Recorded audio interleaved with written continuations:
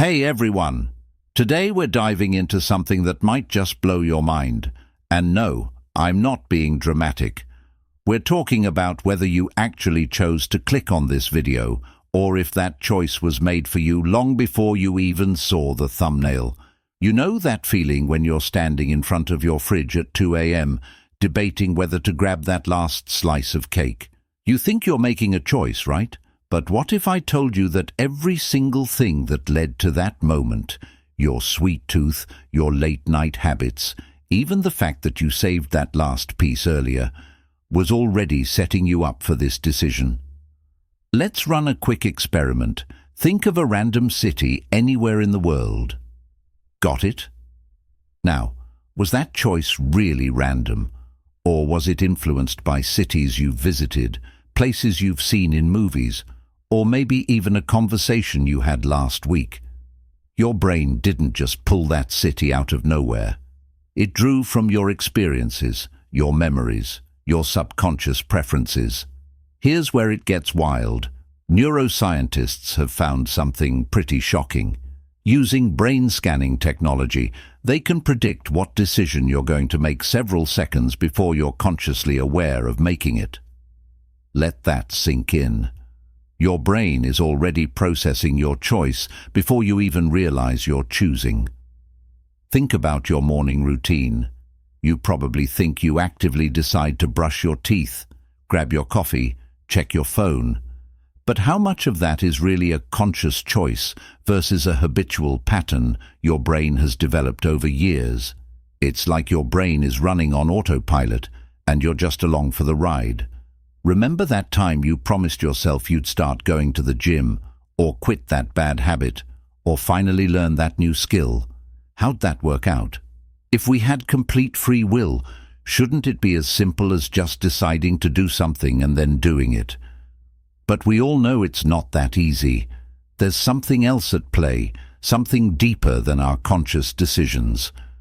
But here's where it gets really interesting. Even if our choices are predetermined by our genetics, our upbringing, our circumstances, and the cascade of causes and effects that led to this moment, does it actually matter? Does knowing this change how we live our lives? Let's get personal for a minute. Think about the last time you got really angry at someone. Maybe they cut you off in traffic, or maybe they said something that really pushed your buttons. You probably felt that surge of emotion, that instant reaction. But did you choose to get angry? Or did the anger just happen to you? Here's a mind bender. By the time you became aware of your anger, your brain had already gone through a complex series of chemical reactions.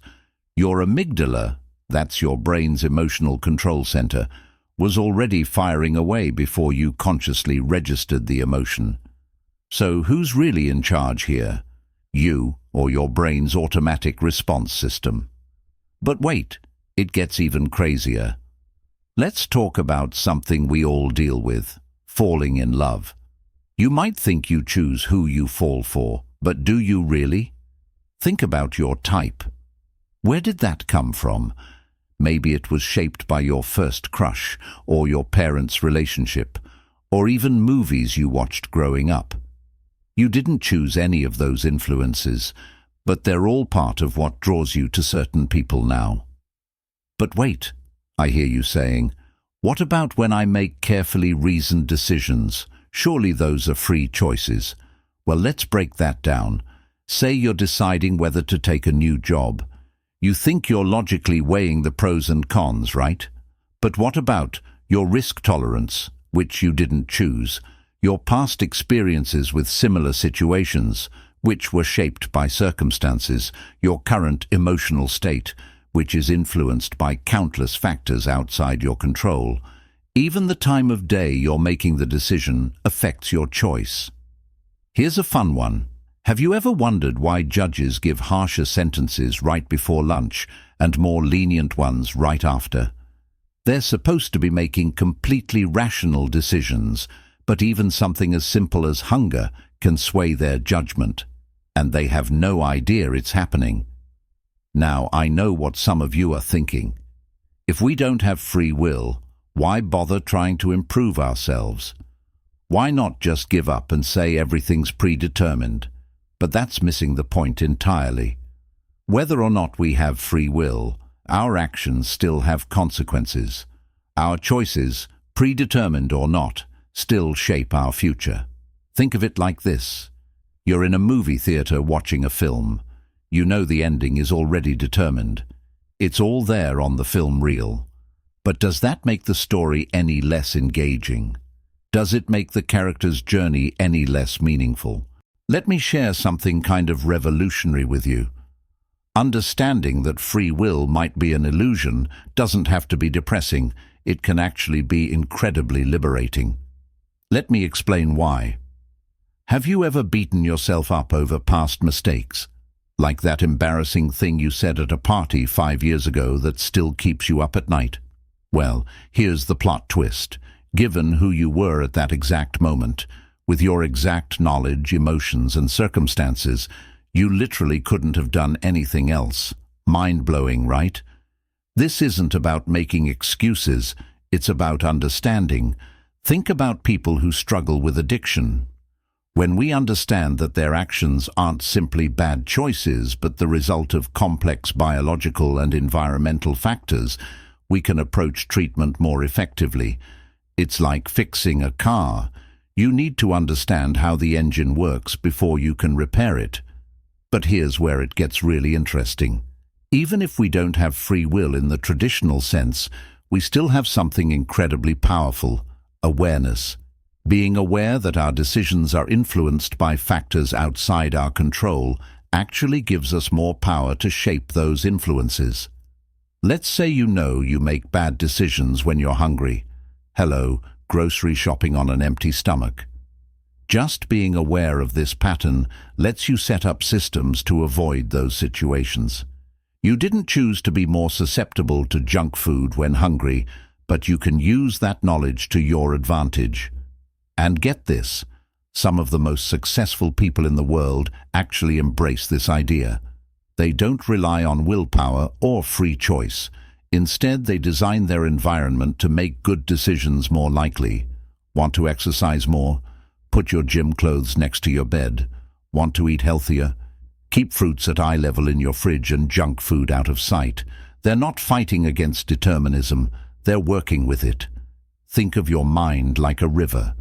You can't choose which way the water flows. That's determined by gravity and the landscape. But you can build channels and dams to direct that flow.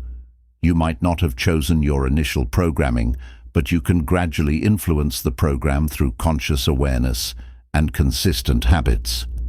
Here's the revised final part with a more natural flow and a YouTube-style outro. Energetic and thoughtful tone for the conclusion. Now, here's the really good stuff, where everything we've talked about comes together in a way that might just shift your entire worldview. Let's talk about empathy. When you really understand that nobody chose their starting point in life, their genetics, their upbringing, their circumstances, it becomes so much easier to be compassionate. That person who annoys you at work, they're acting based on their own complex web of causes and effects, just like you are. This doesn't mean we excuse harmful behavior, but we can understand it better. Here's a personal example. Ever noticed how different siblings can be, even though they grew up in the same house? That's because even tiny differences in experiences can snowball into completely different personalities and choices. None of us chose the exact sequence of events that made us who we are. But, and this is crucial, this understanding doesn't mean we're powerless. In fact, it's quite the opposite. Once you understand that your thoughts and actions are the result of prior causes, you can start to be more strategic about what causes you expose yourself to. It's like being in a river. You can't choose the current, but you can learn to swim better. Think about it this way. Every decision you make today becomes part of the causal chain that influences your future decisions. You might not have free will, but you do have free won't, the ability to pause, reflect, and potentially override your automatic responses. That's incredibly powerful. And here's something mind-blowing to consider. Even this video right now could be changing the causal chains in your brain. The very act of understanding that free will might be an illusion can actually make you more deliberate in your actions, more compassionate in your judgments, and more strategic in your choices. Before we wrap up, let me address the elephant in the room. If everything is predetermined, why try at all? Well, your effort and determination are also part of the causal chain. Your decision to try or not try isn't separate from the system, it's part of it. The fact that you're watching this video right now might be the cause that leads to positive changes in your life. Remember, just because you didn't author your entire life story doesn't mean you're not its main character. You're still the one living it, experiencing it, and yes, influencing how it unfolds. Whether we have free will in the philosophical sense doesn't matter as much as what we do with this understanding. And that's it for today's deep dive into the illusion of free will. If this video made you think differently about your choices and actions, then maybe it was predetermined that you'd hit that like button and subscribe to the channel. Winks at camera. In the next video, we'll be exploring another mind-bending topic. The science of déjà vu. Have you really been here before? Until then, keep questioning reality, and I'll see you in the next one.